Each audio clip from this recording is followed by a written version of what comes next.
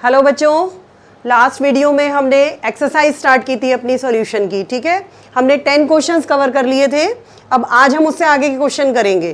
तो 10 तक कर लिए थे। 11 एंड 12 जो क्वेश्चन है बेटा वो थियोरेटिकली बेस्ड क्वेश्चंस हैं। उसके बाद क्वेश्चन नंबर 13 आता है, वहां से लेंगे हम।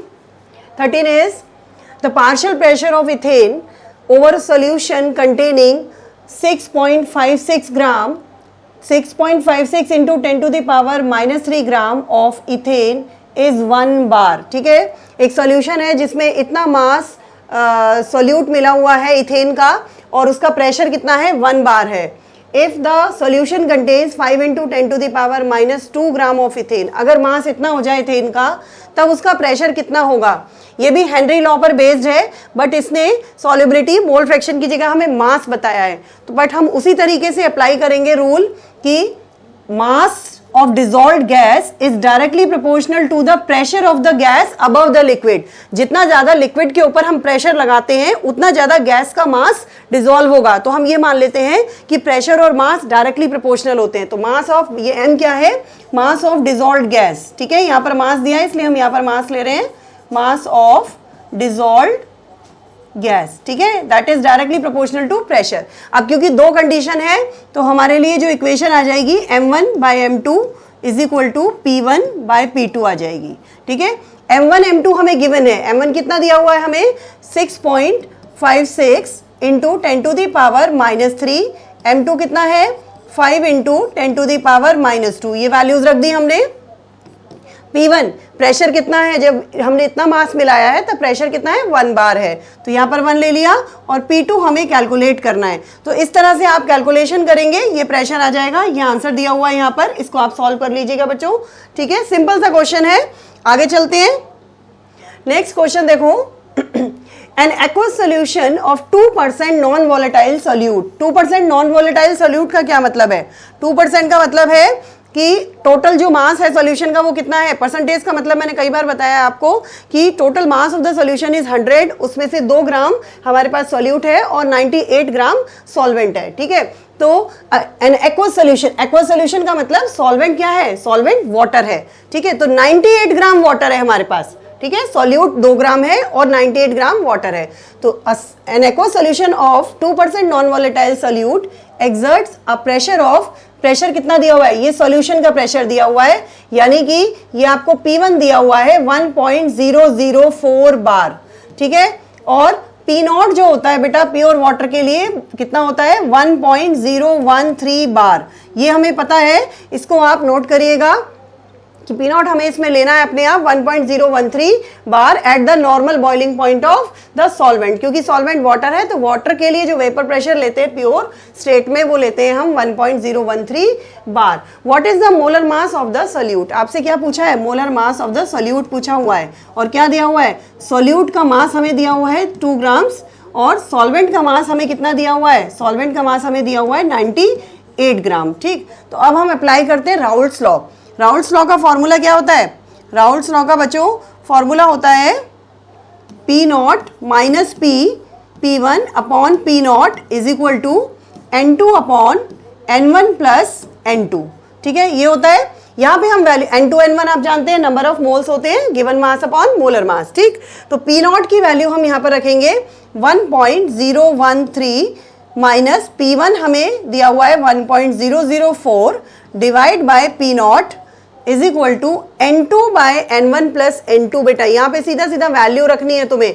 N2 की वैल्यू क्या होगी, मास कितना है W का, ये है 2 ग्राम हमें दिया हुआ है। ठीक है, 2 ग्राम आ गया अपॉन मोलर मास। हमसे क्या पूछा है, मोलर मास हमसे पूछा है सॉल्यूट का। तो सॉल्यूट के मोलर मास की जगह यहाँ पर आप M ले लो। ठीक है, डिवाइड बाय, यहाँ भी आपको ऐसे ही रखना है। अच्छा, इसको ऐसा कर सकते हो, देखो क्योंकि सॉल्यूशन में 2% केवल सॉल्यूट मिला हुआ है तो इसका मतलब ये डाइल्यूट सॉल्यूशन है। और मैंने आपको Raoult's law relative lowering of vapour pressure जब पढ़ाया था तब बताया था कि फॉर वेरी डाइल्यूट सॉल्यूशन हम यहाँ नीचे से इस N2 को इग्नोर कर सकते हैं अपनी कैलकुलेशन को आसान बनाने के लिए। अगर हम यहाँ नीचे भी 2/m लेंगे तो कैलकुलेशन थोड़ी सी डिफिकल्ट हो जाएगी। यहाँ से इस N2 को हटा देते हैं, इसको इग्नोर कर देते हैं।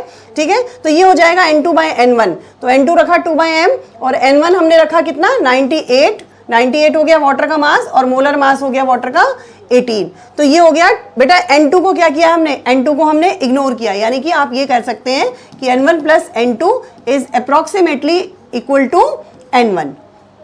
ठीक है, तो यहां पर हमने N1 की वैल्यू रख दी है। अब इस इक्वेशन को आप पूरा सॉल्व करोगे, ये आ जाएगा आपके पास, M की वैल्यू कैलकुलेट आपको खुद करनी है, या आप कैलकुलेशन करेंगे तो you will get the answer.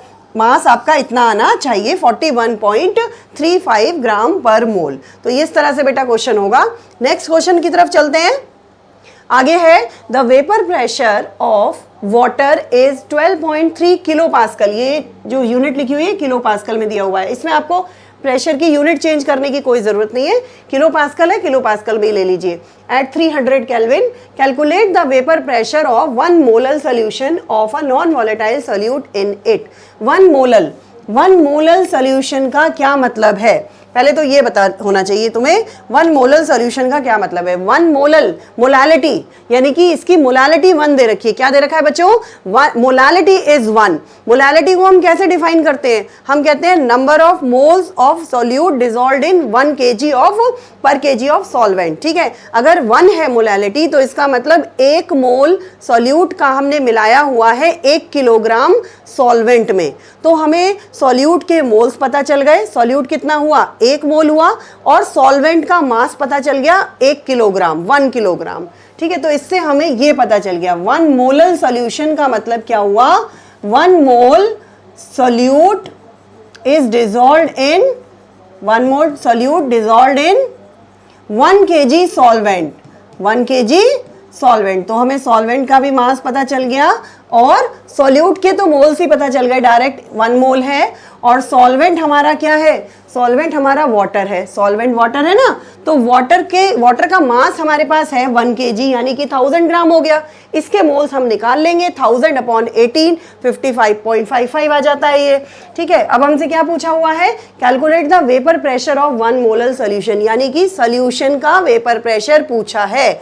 ठीक है, P0 हमें दिया हुआ है, vapour pressure of pure water दिया हुआ है, P0 minus P upon P0 is equal to N2 upon N1 plus N2। यही वाला फॉर्मूला, सेम फॉर्मूला लगाना है आपको।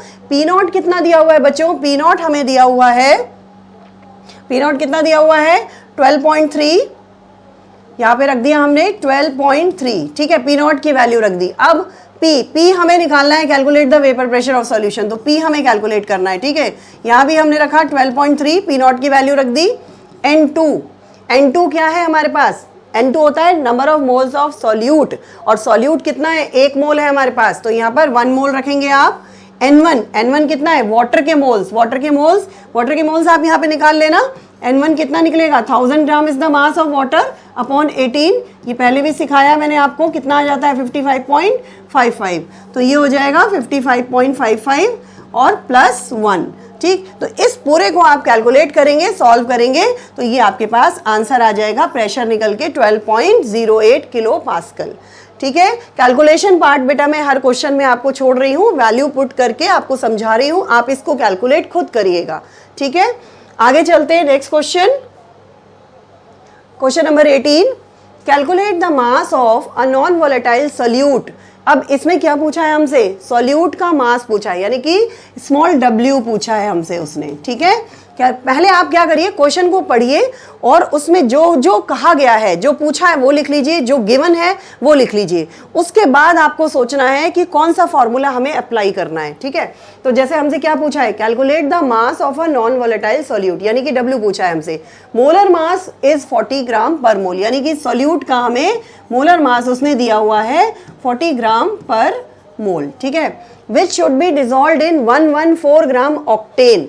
ये है सॉल्वेंट का मास हमें दिया हुआ है। ठीक है, सॉल्वेंट यानी कि कैपिटल W हो गया, ये हमें दिया हुआ है 114 ग्राम। और ऑक्टेन क्या होता है बच्चों, ऑक्टेन होता है C8H18। इसका अगर आप मोलर मास कैलकुलेट करोगे तो इसका मोलर मास 140 नहीं आता है, ये आप अपने आप कैलकुलेट कर लीजिएगा। तो इसका जो मोलर मास निकल के आएगा ऑक्टेन का, C8H18 का, वो आएगा 114 ग्राम पर मोल। ठीक है, और ये वाला जो है आपका, ये आपका सॉल्यूट का मोलर मास है, राइट। अच्छा, उसके बाद क्या कहा है इसने कि which should be dissolved in 114 gram octane to reduce its vapour pressure to 80%। मतलब कि उसका वेपर प्रेशर परसेंटेज में दिया हुआ है, तो पहले वाला प्रेशर इसका मतलब 100 था, पहले 100 था, रिड्यूस होके 80 हो जाए। ठीक है, तो कितना सॉल्यूट हम उसमें मिलाएं कि उसका वेपर प्रेशर 100 से 80 रह जाए। ठीक है, तो पी नॉट हमारा कितना हो गया, पी नॉट हमारा हो गया 100। ठीक है, पी नॉट 100 हो जाएगा और पी हमारा हो जाएगा 80।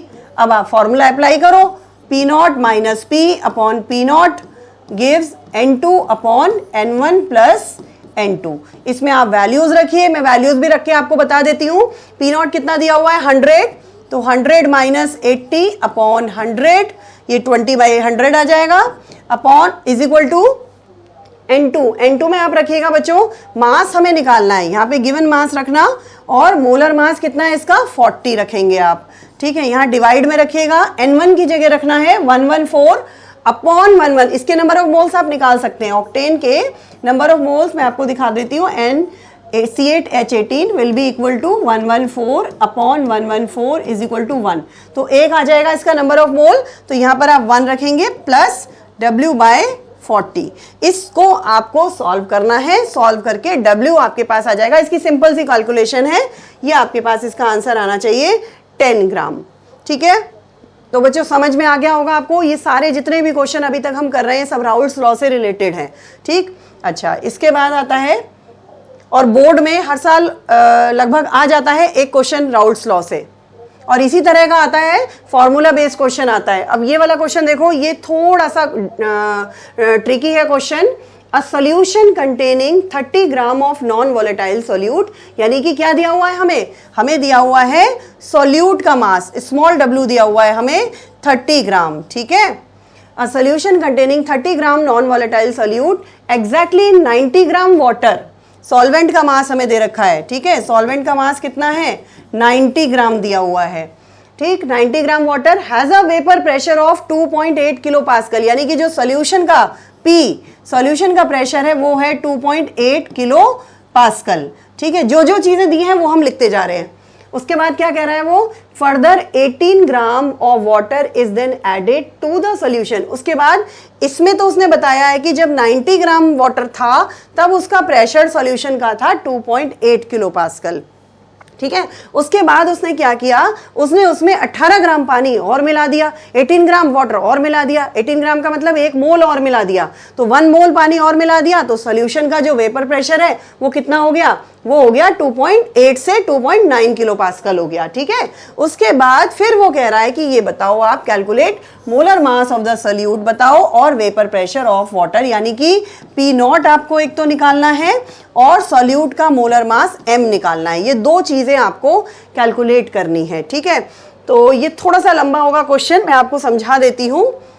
देखो, हम फॉर्मूला अप्लाई करते हैं, P naught minus P upon P naught is equal to N2 upon N1 plus N2। ठीक है, यही फॉर्मूला बच्चों आपको लगाना है। क्या क्या चीजें हमें गिवन है, देखो हमें दिया हुआ है पी नॉट तो हमें निकालना है, और पी हमें दिया हुआ है 2.8। पहले हम फर्स्ट कंडीशन के लिए इक्वेशन बनाएंगे, तो पी नॉट तो हमें कैलकुलेट करना है, और पी हमें दिया हुआ है 2.8, यहाँ रख दिया हमने 2.8 अपॉन पी नॉट और N2। अब देखो फिर से क्या दिया हुआ है हमें, N2 में हमें मास दिया हुआ है 30 ग्राम, मोलर मास उसका नहीं पता है, और वाटर का हमें पता है, वाटर का हमें मास भी पता है और मोलर मास भी हमें पता होता है 18 होता है। वाटर के तो नंबर ऑफ मोल्स हम यहाँ पे निकाल सकते हैं, वाटर के नंबर ऑफ मोल्स आ जाएंगे 90 upon 18 is equal to 5 moles आ जाएंगे। ठीक है, वाटर के कितने मोल्स है हमारे पास 5 मोल्स, और सॉल्यूट के हमारे पास नहीं है, सॉल्यूट की जगह हम रखेंगे 30 अपॉन m। ठीक है, तो यहाँ पर हमने रखा 30 अपॉन m हमें कैलकुलेट करना है। N1 वाटर के मोल्स कितने थे, वाटर के मोल्स देखो कितने थे 5 मोल्स थे। ठीक है, ये रहे 5 मोल्स है, तो यहाँ पे क्या रख देते हैं 5 मोल्स रख देते हैं, 5 प्लस 30 अपॉन m। ठीक है बच्चों, ये तो हमने क्या किया, अभी तो सीधा सीधा हमने फॉर्मूला लिखा है और फॉर्मूले में हमने वैल्यूज पुट करी हैं। अब इस इक्वेशन को थोड़ा सा हम सिंपलीफाई करेंगे क्योंकि हमें आगे भी सॉल्व करना है। देखो क्या करते हैं, सबसे पहले ये जो आपको एलसीएम दिख रहा है इसको खोल लेते हैं। अगर हम इस पी नॉट को दोनों तरफ हम डिवाइड कर दें तो इक्वेशन आ जाएगी 1 माइनस 2.8 अपॉन पी नॉट, मतलब this can be written this like this. इस इक्वेशन को हम इस तरीके से लिख सकते हैं, ठीक है। अच्छा, यहां पर हम क्या करते हैं, 30 अपॉन एम है ये। अब यहां पर आप देखो बच्चों, इसमें से हम 5 अगर कॉमन लेते हैं तो ये आ जाएगा 5 और 1 प्लस 6 बाय एम आ जाएगा, ठीक है। अब हम इसको कैंसिल कर सकते हैं, 5 1 जा 5, 5 6 जा 30, ये कैंसिल हो गया। ये हमारे पास आ जाएगा 1 minus 2.8 upon P naught is equal to 6 by M और 1 प्लस 6 बाय एम, ठीक है। ये समझ में आ गया होगा। अब क्या करते हैं, ये जो 2.8 अपॉन पी नॉट है इसको हम इधर शिफ्ट करेंगे और इस पूरी वैल्यू को इधर लेकर आएंगे, ठीक है। तो ये हो जाएगा 1 minus 6 by M upon 1 plus 6 by M, और ये हमने इधर लिख दिया, पॉजिटिव वैल्यू हो जाएगी 2.8 अपॉन पी नॉट। ये सॉल्व हो गया, इतना समझ में आया बच्चों। अब क्या करेंगे, इसको हम यहाँ पे हम फिर से एलसीएम लेते हैं, ठीक है। फिर से एलसीएम लेंगे, देखो क्या आएगा। यहाँ पे अगर हमने एलसीएम लिया तो इसका एलसीएम यही आ जाएगा, 1 प्लस 6 बाय एम ले लिया, ठीक है। और यहाँ पे 1 है तो यहाँ पे यही वैल्यू आ जाएगी 1 प्लस 6 बाय एम, ठीक। और यहाँ आ जाएगा माइनस, ये कैंसिल हो जाएगा इससे, तो ये आ जाएगा 6 बाय एम, ठीक है, is equal to 2.8 upon P naught. अब इस इक्वेशन में आप ये देखो, ये जो 6 बाय एम है ये प्लस का है, ये माइनस का है, तो ये दोनों कैंसिल हो जाएंगे, तो ऊपर सिर्फ 1 बचेगा हमारे पास। तो इक्वेशन आ जाएगी हमारे पास 1 अपॉन 1 प्लस 6 बाय एम, ठीक है, ये नीचे था हमारे पास, is equal to 2.8 upon P naught, ठीक है। ये इक्वेशन आ गई। एक काम करते हैं, इसको थोड़ा सा और सिंप्लीफाई करने के लिए, क्योंकि यहाँ फ्रैक्शन में वैल्यू आ रही है, हम इसका फिर से एलसीएम ले लेते हैं, ठीक है। तो यहाँ पे अगर आप फिर से एलसीएम लोगे तो क्या आएगा, 1 अपॉन, यहाँ पे m आ गया, ठीक, m प्लस 6 आ जाएगा, ये m फिर ऊपर आ जाएगा हमारे पास 2.8 अपॉन पी नॉट। इस m को हमने इधर शिफ्ट कर दिया तो ये हो जाएगा बच्चों m upon m plus 6 is equal to 2.8 upon P naught. ये आपकी फर्स्ट इक्वेशन बन गई, ये बिल्कुल सिंपलेस्ट फॉर्म बन गई इक्वेशन की, ठीक है। अच्छा, इसको अब हम दोबारा से, उसने फिर क्या किया था फर्दर इस क्वेश्चन में, देखो इसने किया था, इसने 18 ग्राम पानी 1 मोल वाटर और मिला दिया था, तब जो प्रेशर हो गया था वो 2.9 हो गया था, यानी पी चेंज क्या होगा, जो P है, जो हमने यहाँ पे 2.8 लिया था वो 2.9 हो गया, और जो यहाँ पे हमने 5 मोल्स लिए थे वाटर के वो 6 मोल्स हो गए, 1 मोल बढ़ गया, ठीक है। तो इसी तरह की बिल्कुल सिंपल इक्वेशन आ जाएगी। आप बिल्कुल इसी मेथड से अगर इसको सॉल्व करेंगे तो इक्वेशन मैं डायरेक्ट लिख रही हूं बच्चों।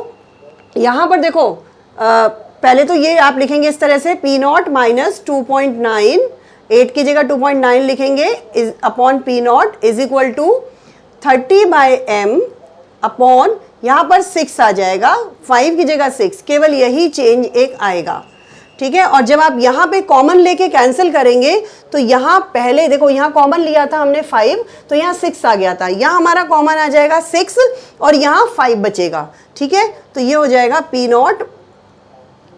Not minus 2.9 upon P naught is equal to, बच्चों क्या आ जाएगा, देखो 6 आपने कॉमन ले लिया, उसके बाद आप कैंसिल करोगे तो ऊपर आ जाएगा आपके पास, क्या आ जाएगा, 5, 6 5 जा 30 हो जाएगा, तो 5 बाय एम अपॉन, यहाँ से 6 कॉमन आ गया तो क्या आ जाएगा, 1 प्लस 5 बाय m, 6 5 जा 30 होता है, तो ये आ जाएगा, मतलब जहां जहां ये 6 था यहाँ 5 आ जाएगा और 2.8 की जगह 2.9 आ जाएगा। इसको बिल्कुल इसी तरीके से, जैसे मैंने आपको ये वाली इक्वेशन सिंप्लीफाई करनी बताई है, उसी तरीके से आप सिंप्लीफाई करेंगे तो सेम इक्वेशन बनेगी, सिर्फ यहाँ पर क्या होगा, m प्लस 5 आ जाएगा बच्चों, और यहाँ 2.8 की जगह अब मैं डायरेक्ट इक्वेशन लिख रही हूँ, ये इक्वेशन बनेगी आपके पास m upon m plus 5 is equal to 2.9 upon P naught. ये आपके इसको सॉल्व करके इसको बिल्कुल इसी मेथड से जब आप सिंप्लीफाई करेंगे तो ये इक्वेशन आपके पास आ जाएगी। ये दो इक्वेशन बन गई, ठीक है। अब क्या करेंगे, इन दोनों इक्वेशंस को हम जब डिवाइड करेंगे तो ये पी नॉट कैंसिल हो जाएगा और m सॉल्व हो जाएगा, ठीक है। अब एक ही वेरिएबल बचेगा m।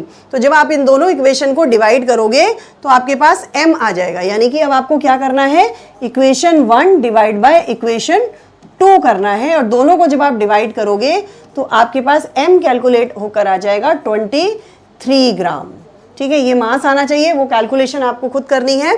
अच्छा, और m की वैल्यू, m जब आपके पास आ जाएगा तो m की वैल्यू आप किसी भी सिंपल इक्वेशन में, यहाँ पर जैसे इसमें रख दीजिए, आप इसमें रख दीजिए m की वैल्यू, ठीक है। यहाँ m रख देंगे तो you will gate P not. P not की वैल्यू भी आ जाएगी जब m सॉल्व हो जाएगा, तो m की वैल्यू यहाँ रखिए आप और पी नॉट आ जाएगा आपके पास, ठीक है। तो पी नॉट आपके पास आना चाहिए कितना, 3.53 किलो पास्कल, ठीक है। तो इस तरह से ये क्वेश्चन होगा, थोड़ा सा लेंदी है, एक बार आप करके देखिएगा खुद तो आ जाएगा समझ में, ठीक है। चलिए नेक्स्ट चलते हैं। आगे आता है question number 20, 5% solution of 5% solution by mass. सबसे पहले देखो ये क्या लिखा है, बाय मास। बाय मास का मतलब क्या हो गया, 100 ग्राम सॉल्यूशन है, 5 ग्राम सॉल्यूट है और 95 ग्राम क्या है, सॉल्वेंट है। तो सॉल्यूट और सॉल्वेंट पता चल गया हमें। यहाँ पर सॉल्यूट कितना है, यहाँ पर 5 ग्राम है और सॉल्वेंट कितना है, यहाँ पर 95 ग्राम है, ठीक है। यहीं से पता चल गया हमें। Of cane sugar, cane sugar क्या होती है बच्चों, केन शुगर होता है C12H22O11, ये केन शुगर होता है। इसका मोलर मास अगर आप निकालोगे तो आएगा 342 gram. Has a freezing point of, solution का फ्रीजिंग पॉइंट आपको दिया हुआ है कितना, 271, यानी कि TF आपको दिया हुआ है 271 केल्विन, ठीक है। Calculate the freezing point of 5% glucose in solution. 5% अगर हम ग्लूकोज का सोल्यूशन बना दे तो उस सोल्यूशन का फ्रीजिंग पॉइंट आपसे पूछा है। केन शुगर का तो दे रखा है और ग्लूकोज के 5% सोल्यूशन का आपसे पूछा है in water if the freezing point, pure water का हमें फ्रीजिंग पॉइंट दिया हुआ है 273.15, ठीक है। इसमें बच्चों दो इक्वेशन बनाएंगे आप, ठीक है। Delta TF is equal to KF M वाला फॉर्मूला लगाना है, 2 बार लगाना है। एक बार आप केन शुगर के लिए लगाएंगे, एक इक्वेशन बन जाएगी, और फिर दूसरी बार में आप ग्लूकोज के लिए लगाएंगे, दूसरी इक्वेशन बन जाएगी, ठीक है। 2 इक्वेशन हम बनाएंगे, उसके बाद उन दोनों इक्वेशंस को क्या करेंगे, डिवाइड करेंगे, ठीक है। तो सबसे पहले हम क्या करते हैं, पहले हम केन शुगर के लिए बनाते हैं, ठीक। तो केन शुगर के लिए सबसे पहले delta TF is equal to KF, यही फॉर्मूला होता है, small w into 1000 upon m into capital W, ये फॉर्मूला होता है। डेल्टा TF हम निकाल सकते हैं, डेल्टा TF हमारा आ जाएगा, कितना आ जाएगा, प्योर वाटर का कितना दिया हुआ है हमें 273.15 फ्रीजिंग पॉइंट, 273.15 माइनस सॉल्यूशन का कितना है 271, ठीक है, 271, तो ये कितना आ गया 2.15 केल्विन आ गया, ठीक है बच्चों। ये डेल्टा TF निकाल लिया। अब यहाँ पर हम वैल्यू रखते हैं, तो यहाँ पे रखा हमने 2.15 इज इक्वल टू KF को कुछ नहीं रखना है, KF को आप एज इट इज रखिए। 2 इक्वेशन बना के जब हम डिवाइड करेंगे ना तो ये कैंसिल हो जाएगा। अच्छा, स्मॉल w रखा हमने 5 gram into 1000 upon molar mass इसका रखा, केन शुगर का कितना होता है 342 और सॉल्वेंट का मास हमारे पास कितना है 95। तो ये हमारे पास एक इक्वेशन बन गई, ठीक है। इसी तरह से हम क्या करते हैं, ग्लूकोज के लिए दूसरी इक्वेशन बना लेते हैं, यहीं पे बना लेते हैं बच्चों। ग्लूकोज के लिए दूसरी इक्वेशन बना लेते हैं।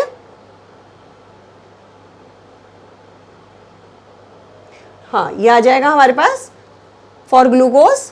डेल्टा TF हमें इसके लिए कैलकुलेट करना है, पहले हम डेल्टा TF निकालेंगे फिर TF निकालेंगे, ठीक। तो delta TF is equal to KF small w, क्योंकि ग्लूकोज का भी 5% सॉल्यूशन है तो यहाँ भी आप इसके लिए मास कितना रखेंगे 5 रखेंगे इंटू 1000 अपॉन ग्लूकोज का जो मोलर मास होता है वो होता है 180 ग्राम पर मोल। तो क्योंकि ग्लूकोज का फॉर्मूला होता है C6H12O6, तो ये आ जाएगा यहाँ पर 180 इंटू सॉल्वेंट का मास अगेन क्या होगा 95, क्योंकि ये भी 5% सॉल्यूशन है, ठीक।